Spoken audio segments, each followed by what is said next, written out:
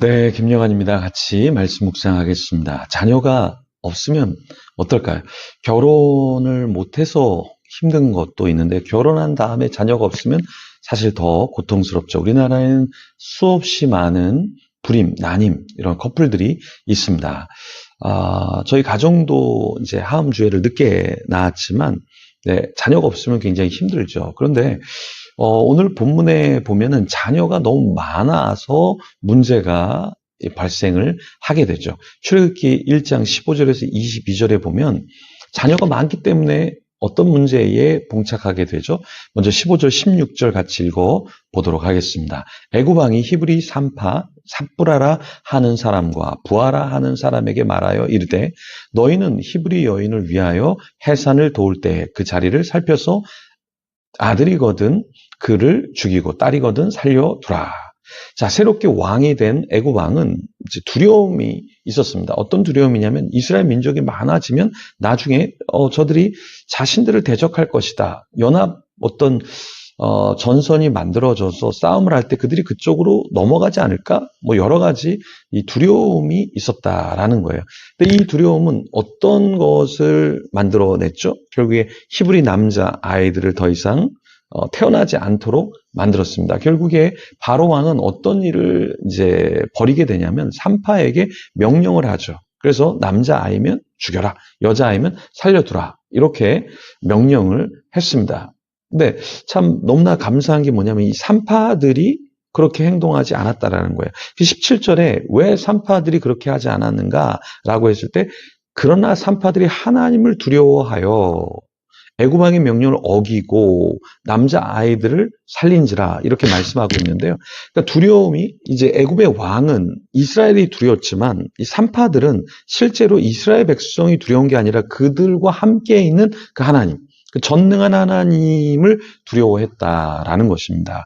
우리가 인생을 살면서 사람을 두려워하고 물질을 두려워하고 우리 미래의 불안정을 두려워할 수 있죠. 그런데 우리가 더 두려워해야 할 그런 존재, 그 내용은 하나님이라는 거예요. 하나님을 두려워할 때 우리가 옳은 선택을 할 수 있다라는 거예요. 그렇죠? 잘못된 선택을 하면 부정을 저지르고 남을 미워하게 되고 나의 이기적인 모습을 보일 수 있죠. 근데 하나님을 경외하면 우리가 나도 살고 다른 사람도 살릴 수 있다라는 것입니다. 애굽 왕이 산파를 불러서 이제 18절에 보면 야, 너네 왜 아기들을 낳았는데 특히 남자 아이들을 왜 살렸냐? 그러니까 이 산파가 굉장히 지혜롭게 대답을 합니다. 산파가 바로에게 뭐라고 이야기하냐면 히브리 여인은 애굽 여인과 같지 아니하고 건장해서 산파가 이르기 전에 이미 다 아이를 해산했습니다. 이렇게 이야기하면서 피해 간다라는 것이죠. 자, 여기에 이제 지혜로움이 필요하다라는 거예요. 산파가 솔직하게 뭐 이야기할 수도 있었지만 조금 지혜롭게 이렇게 해서 저희가 어쩔 수 없었습니다. 이렇게 이야기를 했다라는 것입니다.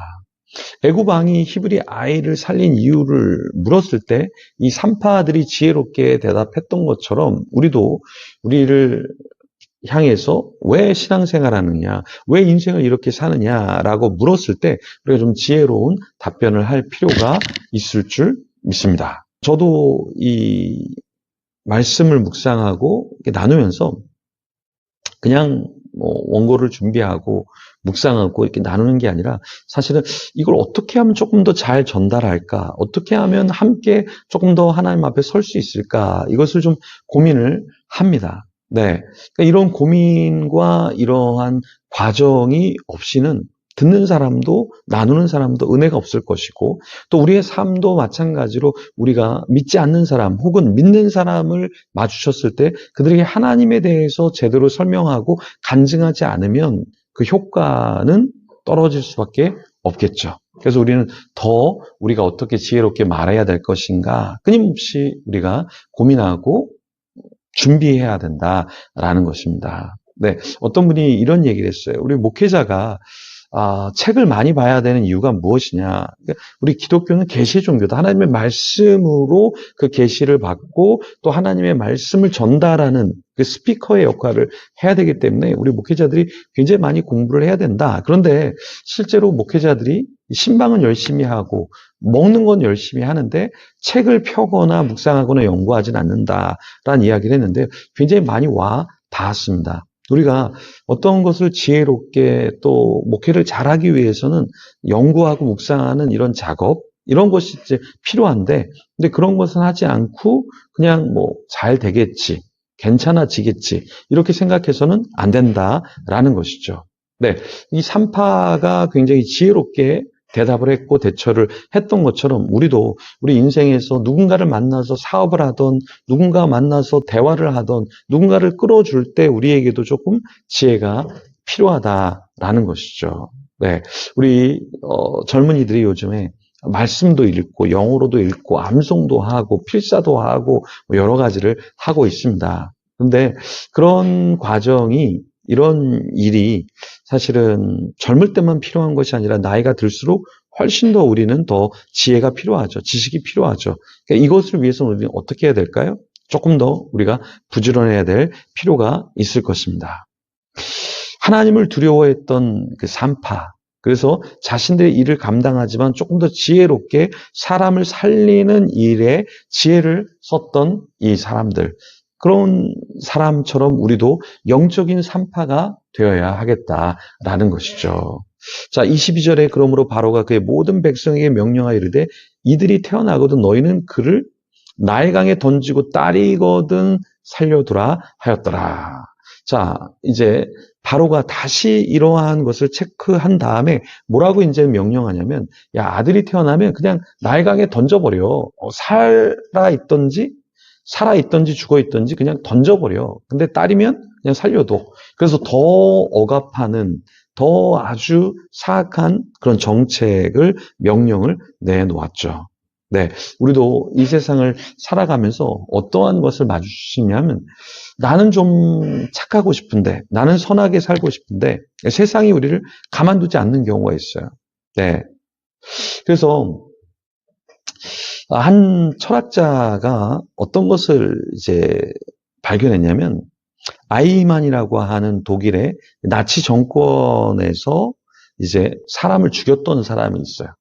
근데 그 사람이 왜 이런 사람이 되었는가를 이렇게 보니까 되게 착한 사람이었는데 어떤 명령, 어떤 사회적인 구조 속에서 이렇게 될 수밖에 없구나. 그래서 인간은 선하지만 구조 속에서 이렇게 형성되어진다라는 것을 이제 밝혀냈습니다.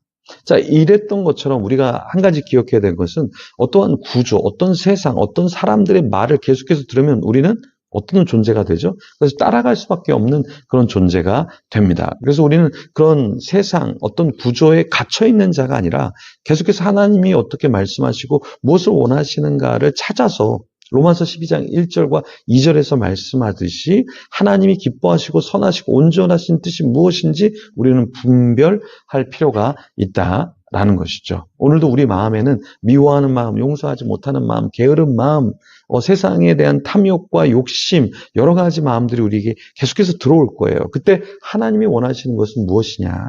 그래서 우리가 좀 분별하고 주님 원하시는 그 삶을 살아내면 좋겠습니다. 그런 저와 여러분이 되기를 갈망하는데요. 같이 기도하면서 우리 하나님이 원하시는 삶을 살아가도록 나아가면 좋겠습니다. 기도하겠습니다.